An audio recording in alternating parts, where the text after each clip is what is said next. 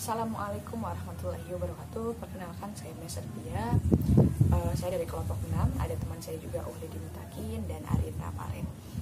Izinkan saya untuk menjelaskan tugas dari country risk yang pada mata kuliah keuangan internasional.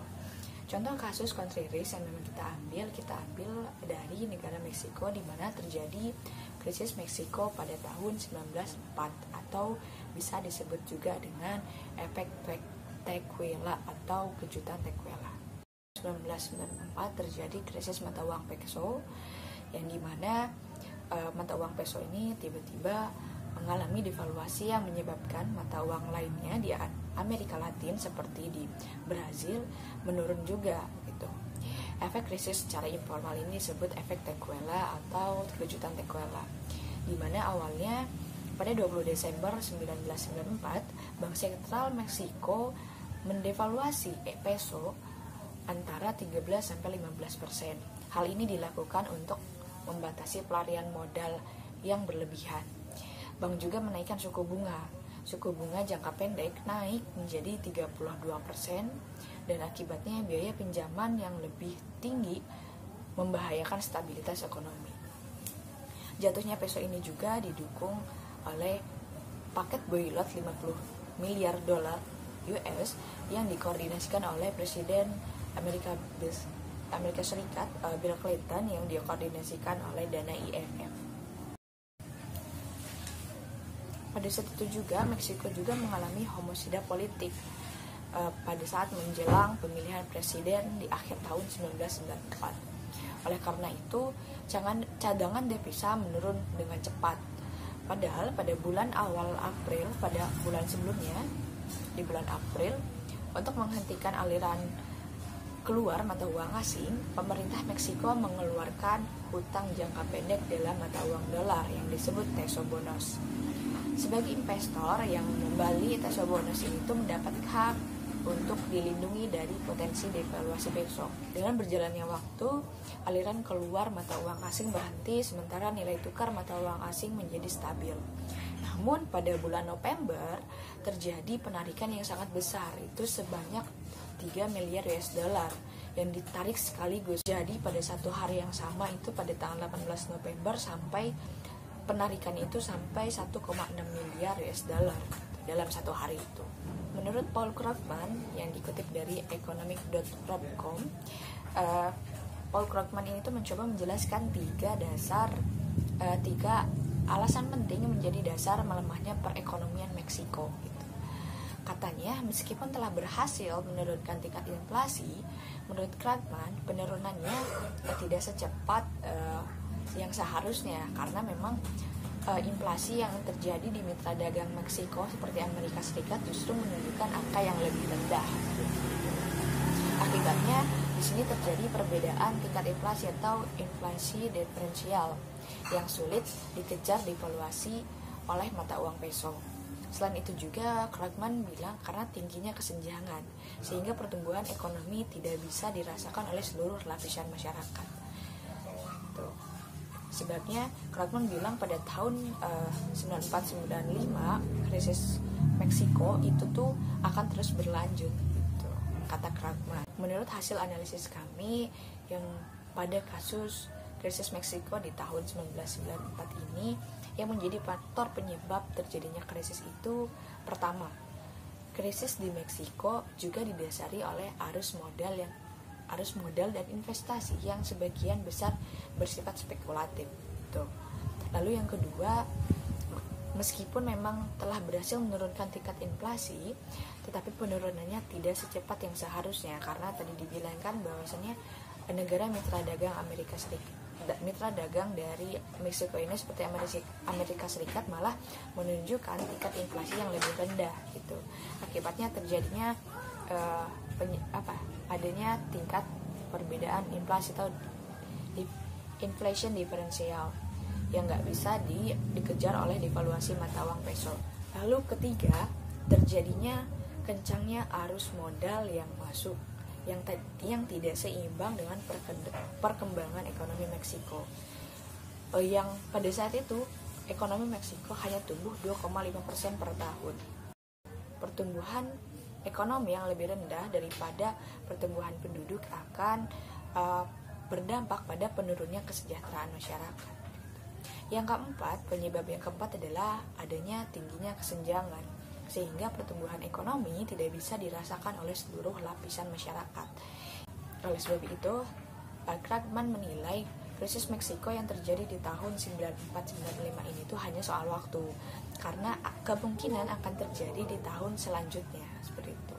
Lalu yang kelima, penyebabnya adalah hal ini juga didukung dengan adanya pergolakan politik yang terjadi di Meksiko pada saat tahun sekitar 93 sampai 95 gitu. Seperti jatuhnya peso juga kan yang didukung oleh ada pemasukan dari paket bailout 50 US dollar dari Presiden Bill Clinton. Selain itu juga terjadi pembunuhan kepada dua pemimpin politik yang ada di Meksiko. Lalu terjadi juga kekerasan di provinsi Chiapas gitu. Hal ini tuh membuat keraguan tentang keadilan pemilihan presiden di tahun 94. Pokoknya terjadi pergolakan dari sistem pemerintah, lalu dari masyarakatnya juga gitu. Lalu apa sih dampak yang memang ditimbulkan dari krisis Meksiko ini pada saat itu?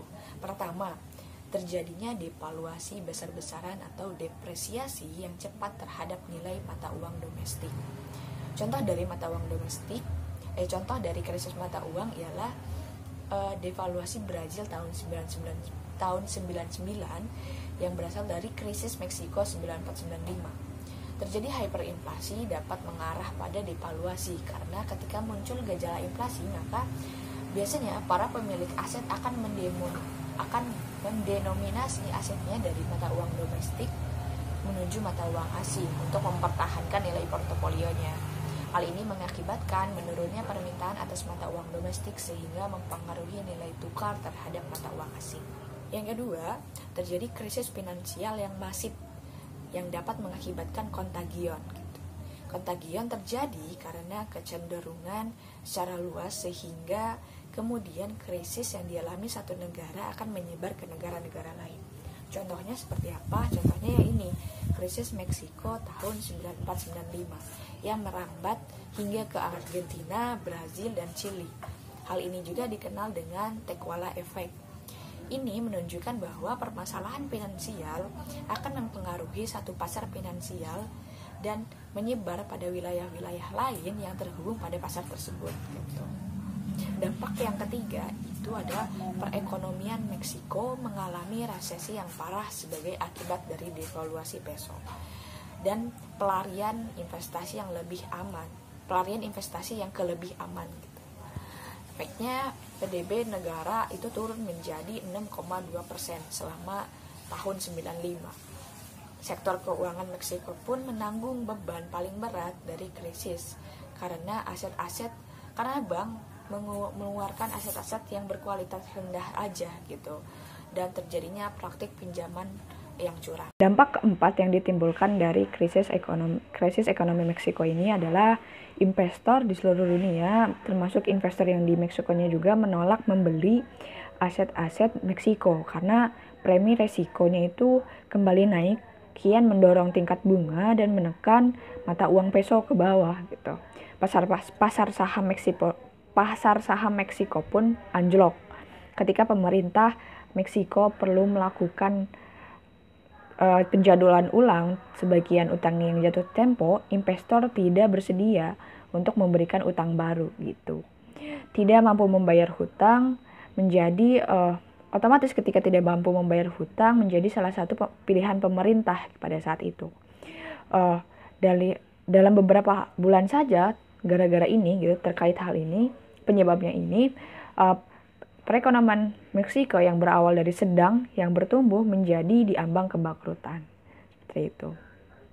Kesimpulannya dari krisis Meksiko tahun 1944 ini, di mana krisis Tequila Meksiko dimulai pada 20 Desember 1944 ketika peso Meksiko mengalami devaluasi yang menyebabkan krisis mata uang global dan mengakibatkan bailout $50 miliar dari IMF untuk Meksiko gitu. Lalu faktor ekonomi domestik internasional beserta kekuatan politik itu membantu sebagai pemicu adanya krisis ekonomi ini, krisis Meksiko ini. Lalu tindakan bank sentral yang mulai mengubah hutang jangka pendek dalam mata uang peso menjadi obligasi dalam mata uang dolar ini menyebabkan konversi tersebut mengakibatkan penurunan cadangan devisa dan peningkatan utang gitu. Secara keseluruhan, kesimpulan mungkin bisa disederhanakan, krisis Tequila Meksiko dipicu oleh kombinasi dari reformasi yang dilakukan dengan buruk penetapan mata uang, defisit neraca berjalan, kenaikan suku bunga, dan kerusuhan sosial yang akhirnya menyebabkan krisis mata uang dan perbankan di Meksiko. Hal ini bisa diatasi dengan tindakan pemerintah yang memberikan bantuan kepada perbankan dari IMF, dari Amerika juga, seperti itu. Mungkin itu saja yang bisa disampaikan. Terima kasih, mohon maaf bila ada kesalahan. Wassalamualaikum warahmatullahi wabarakatuh.